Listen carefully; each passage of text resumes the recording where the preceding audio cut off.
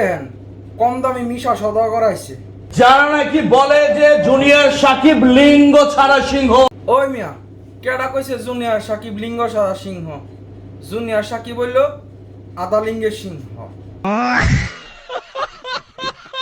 সব স্বপ্ন সত্যি হয় কার? আসলেই তো সব স্বপ্ন আবার সত্যি হয় কার? এ আফাই চাইছিল ফুল, পাইছে হাফ, তাও আবার অর্ধেক কাটা। জুনিয়র সাকিবের কাছে আমার প্রশ্ন, ডাক্তার কিতা কইছে আপনারে? ডাক্তার কি বলবো এটা নিজেই বোঝা যায়, নিজের একটা সেন্স আছে। জি জি, আপনি নিজের সেন্সে কি বুঝলেন? আপনি কিতা বাবা অসম্ভব? বাবা হওয়া সম্ভব, আপনি শিওর তো? 100% সম্ভব। So, এর থেকে বেশি আর কিছু বলা যায় না ভাইয়া, থ্যাংক ইউ। না না সাকিব ভাই, এর থেকে বেশি কিছু আর বলার দরকার নাই।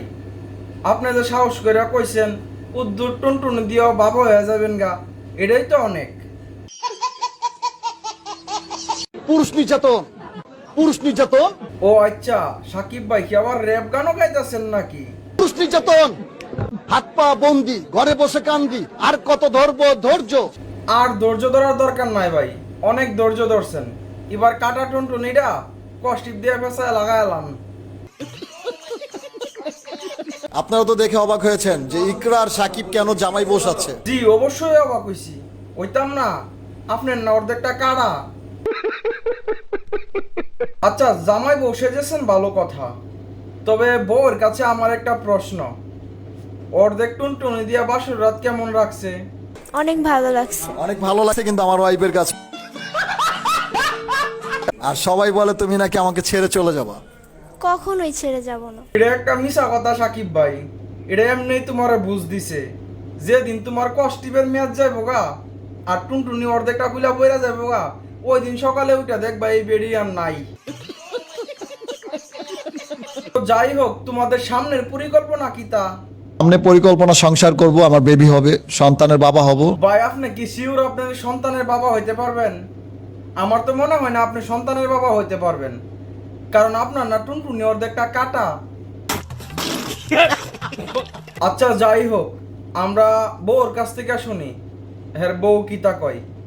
আচ্ছা আপু আপনি বলেন, আপনার জামাই কি সন্তানের বাবা হইতে পারবো? আমার তো মনে হয় না হইতে পারবো। আমারও মনে হয় না যে হতে পারবে, কারণ আমি যেগুলো দেখে আসছি ওগুলা বলা সম্ভব না আমার মুখে, কিন্তু আমি এটা বলতেছি যে পারবে না। আচ্ছা আপনার কিরকম টাকা গেছে এই যে এই চিকিৎসা করতে আপনার? প্রায় গেছে মোটামুটি। 3-4 লাখ হবে? এগুলা না বলাই ভালো, এগুলা বলে আর কি হবে। আসলে এই তো এইগুলা না বলা হয় ভালো। 3-4 লাখ টাকা কই টাকা গেছে? 30 টাকা দিয়ে একটা কষ্টিপ কিনা পেঁচা এলাইছে ভাই। তো বউডার কাছে আমার একটা প্রশ্ন, আপনার এই বেটা ফড়াইলো কেমনে?